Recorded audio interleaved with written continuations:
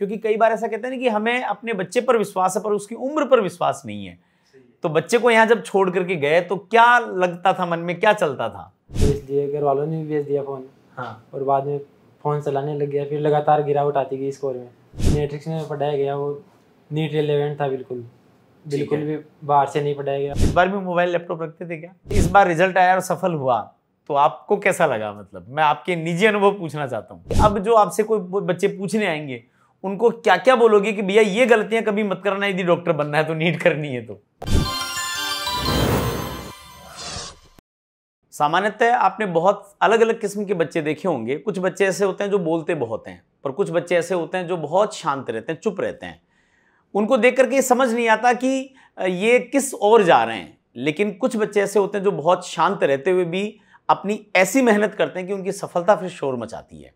आज हमारे साथ में एक ऐसा ही प्यारा सा बच्चा है, हर्षित नेटवाल। ये किशनगढ़ के पास में ठिकरिया खुर्द गांव है, वहां से आता है। गांव बहुत बड़ा नहीं है, छोटा सा गांव है, लेकिन छोटे गांव के बड़े सपने देखे।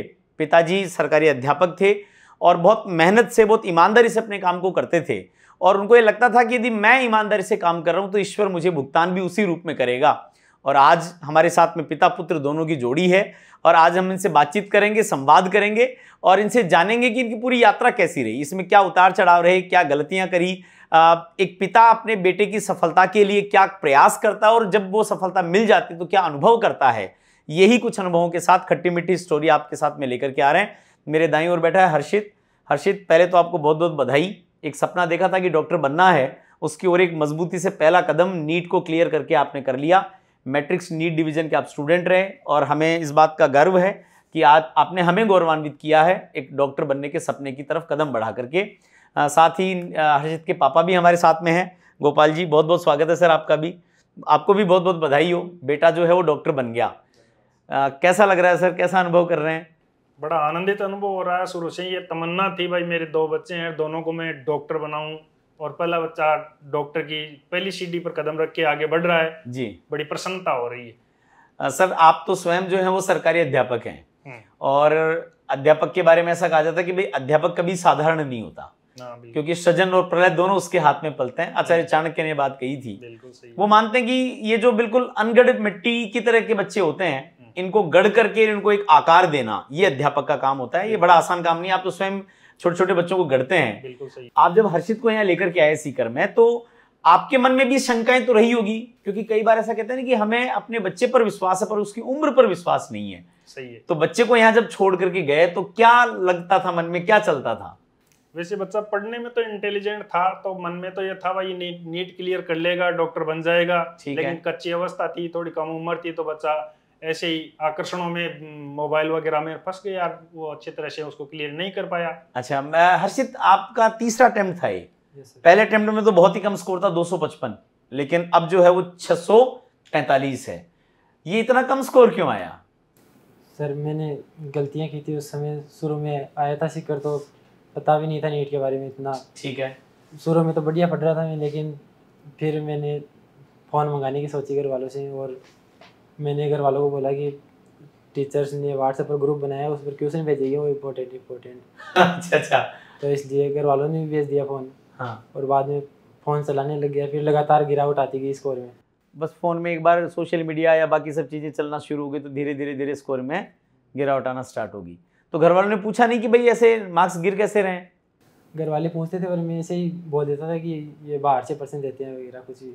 अच्छा, मैनेज कर लेते थे उसको। ठीक है। तो पहले अटेम्प्ट में बहुत कम स्कोर रहा, काम बैठा नहीं। और भी गलतियां करी कुछ? बाद में सर लॉकडाउन लगा, मैं घर पर गया। हाँ। तो लैपटॉप ला के दे दिया कि ऑनलाइन क्लास ले। तो वो भी आपने मांगा होगा कि मुझे लैपटॉप चाहिए, ऑनलाइन क्लास लेनी है। हाँ, मैंने बोला था। अब लैपटॉप का, अब मोबाइल का बड़ा भाई आ गया।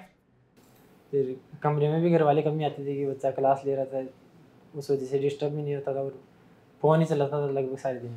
अच्छा। क्लास कम ही लेता था। क्लास कम तो स्वाभाविक बात है, क्लास कम लोगे तो नीट जैसी परीक्षा कैसे निकलेगी। फिर भी आपका सेकंड अटेम्प्ट में 533 स्कोर रहा, तो उस समय थोड़ा थोड़ा पढ़ाई तो करने लग गए थे या पिछले साल जो पढ़ा था उसका थोड़ा सा जुड़ जुड़ के काम आ रहा था? नहीं सर, बाद में तो मैं करने लग गया था, लगातार कंटिन्यू लगभग पढ़ाई की थी मैंने। ठीक है। बस कुछ चैप्टर वीक रख दी थी जिसकी वजह से सिलेक्शन नहीं हो पाया। सिलेक्शन नहीं हुआ। फिर आप मैट्रिक्स नीट डिवीजन में, सर मैं आपसे पूछूंगा क्योंकि बच्चा सारा निर्णय नहीं करता है। आपने मैट्रिक्स नीट डिवीजन, क्योंकि हमारा तो पहला ही साल था उस समय, और आपने मैट्रिक्स नीट डिवीजन पे विश्वास किया कि भाई बच्चा 2 बार में गलतियां कर चुका है, अब की बार हमें सिलेक्शन चाहिए, तो मैट्रिक्स नीट डिवीजन का चुनाव कैसे किया आपने? सर मैं सीखकर आता जाता रहता था। अच्छा। तो यहाँ लोगों से भी सुना था भाई मैट्रिक से जेई के मामले में एक अच्छा कोचिंग है, संस्थान है, और जेई में लगातार टॉप कर रहा था, मैनेजमेंट यहाँ का अच्छा था, इसके बारे में काफी नाम सुना था। और जब यहाँ सुना भाई सीकर की जो टॉप फैकल्टी है, नामचीन फैकल्टी है, नीट की, वो मैट्रिक्स के साथ नीट शुरू कर रही है। हाँ जी, हाँ जी। तो मैंने ऐसा देखा भाई मैनेजमेंट मैट्रिक्स का है तो अच्छा है, और फैकल्टी सीकर की टॉप फैकल्टी है, तो शायद कुछ बढ़िया करेंगे, अच्छा एफर्ट करेंगे, हाँ। अच्छा प्रयास करेंगे जी। इसलिए मैंने इन सब बातों को मद्देनजर रख के नीट के लिए मैट्रिक्स का चयन किया। भाई मैट्रिक्स में बच्चे को काफी कुछ अच्छा मिलेगा जी, और परिणाम सामने है। बिल्कुल परिणाम सामने है, काफी फायदा भी बच्चे को मिला उसका। देखिए हम तो प्रयास यही करते हैं, मैट्रिक्स जेई एकेडमी तो आप जानते हैं अच्छे से कि उसके बारे में कोई कहीं यदि शेखावटी के बच्चे के जेई करने की दिमाग में आती है तो पहला नाम जो है वो मैट्रिक्स का आता है।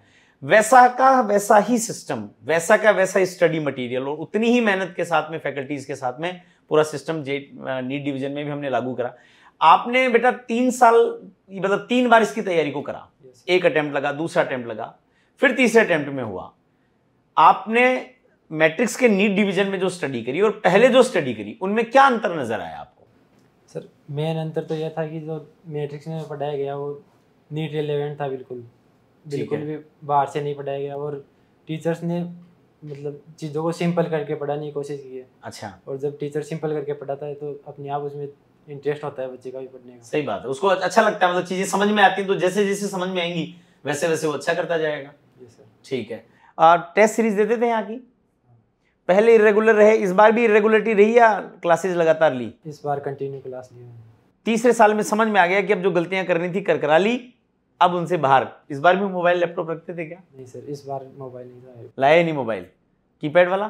कीपैड वाला था। अच्छा, और लगातार क्लासेस लेते थे, कॉन्फिडेंस आने लग गया था कि हो जाएगा? कॉन्फिडेंस फुल था इस बार।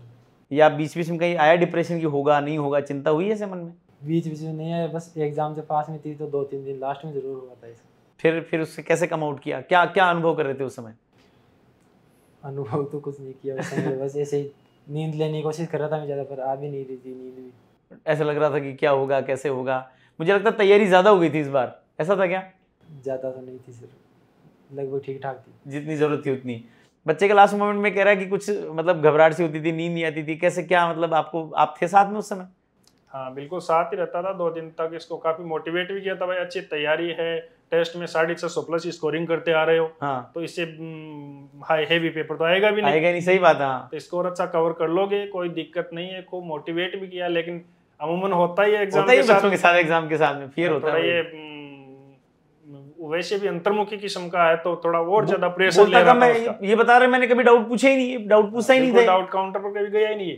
अच्छा। 3 साल में नहीं गया, बस ये तो अपना जो पढ़ रहा है उसी से टेस्ट देता था, अंतर्मुखी था, इसलिए पे और ज्यादा वो प्रेशर में आ रहा था। बार बार इसको खूब मोटिवेट भी किया था, भाई पेपर तेरी तैयारी से बाहर ही नहीं आएगा। ठीक बात है, लेकिन फिर भी प्रेशर के कारण और भी 5-7% अच्छे और बढ़ा सकता था ये। सही बात है, अगर प्रेशर नहीं होता तो 5% तो कम से कम और बढ़ा सकता था। लेकिन फिर भी इस बार इतना अच्छा स्कोर है कि अच्छी मेडिकल कॉलेज आराम से इसको मिलेगी, अच्छी कॉलेज मिल जाएगी आराम से।